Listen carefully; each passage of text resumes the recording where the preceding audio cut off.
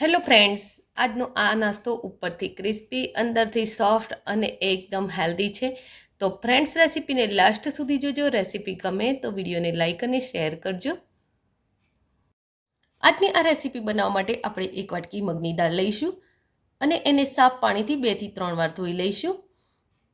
તો ફ્રેન્ડ્સ, રેસીપીને આગળ જોઈએ તે પહેલાં એક રિક્વેસ્ટ છે. તમે મારી ચેનલ પર નવા છો અને હજુ સુધી મારી ચેનલને સબસ્ક્રાઈબ નથી કરી તો કરી લો. બાજુમાં આપેલા બેલ આઇકનના નિશાનને ટચ કરી ઓલના નિશાન ઉપર ક્લિક કરો, જેથી કરીને તમને મારા નવા વિડીયોની નોટિફિકેશન મળતી રહેશે.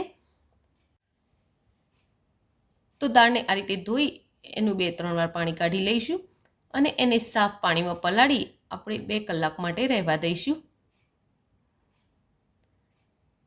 2 કલાક બાદ એ સારી રીતે ફૂલી ગઈ છે અને હાથ વડે આ રીતે તોડતા એનો દાણો પણ તૂટી જાય છે.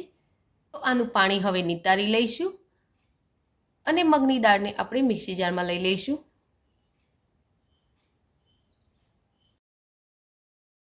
ત્યારબાદ એમાં 1 થી 1.5 ઇંચ આદુનો ટુકડો, 4 થી 5 તીખા મરચાં અને 10 એક કળી જેટલું લસણ એડ કરી લઈશું અને આ બધી જ વસ્તુને મિક્સી જારમાં ક્રશ કરી લઈશું. અને આ રીતે થોડું દળદળું રહે એવું બેટર આપણે તૈયાર કરીશું. આ બેટરને બાઉલમાં લઈ લઈશું.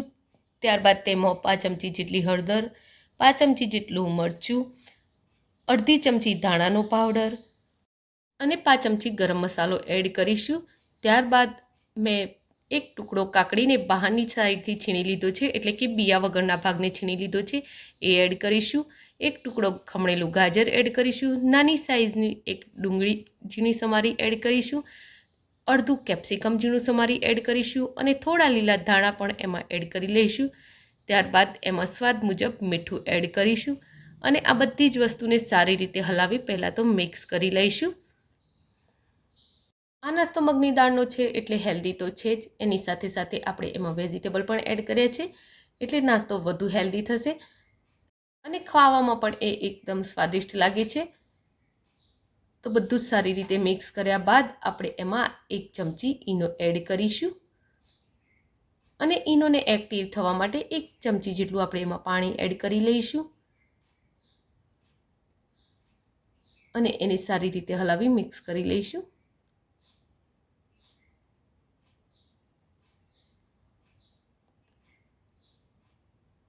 ગેસ પર અપે પેનને ગરમ થવા મૂકી દઈશું અને એના દરેક ખાનામાં 1-1 ચમચી તેલ રેડી દઈશું.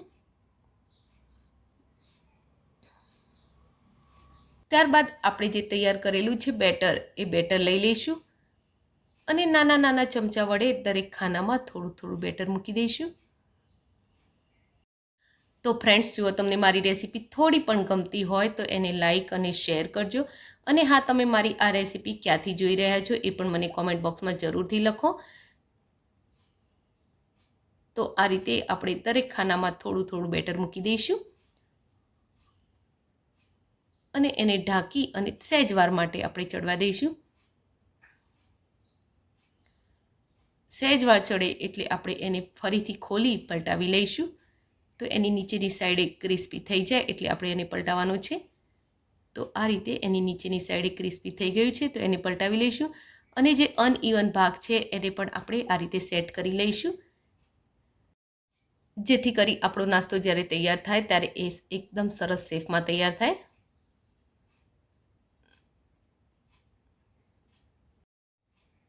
તો આ રીતે આપણે બધા જ પીસ પલટાવી લઈશું અને જ્યારે એ બંને સાઈડથી સરસ ક્રિસ્પી થઈ જાય એટલે એને નીચે લઈ લઈશું અને અપે પેનમાં જેમ જેમ ખાના ખાલી થાય એમ આપણે એમાં બીજું બેટર મૂકતા જઈશું.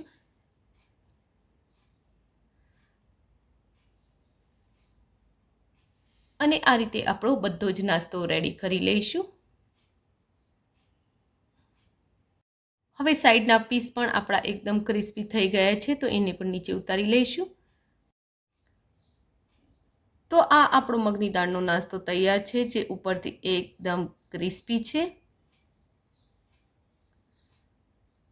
અને એકદમ સોફ્ટ પણ.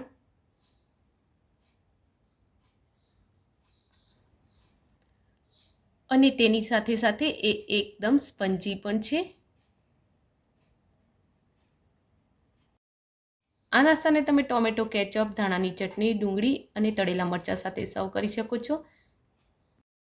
તો ફ્રેન્ડ્સ, તમને આજની આ રેસીપી કેવી લાગી એ કોમેન્ટ બોક્સમાં જરૂરથી લખજો. રેસીપી ગમી હોય તો વિડીયોને લાઇક અને શેર કરજો. આવી જ બીજી રેસીપી જોવા માટે મારી ચેનલને સબસ્ક્રાઈબ કરી લેજો. Thank you for watching my video. જય શ્રી કૃષ્ણ.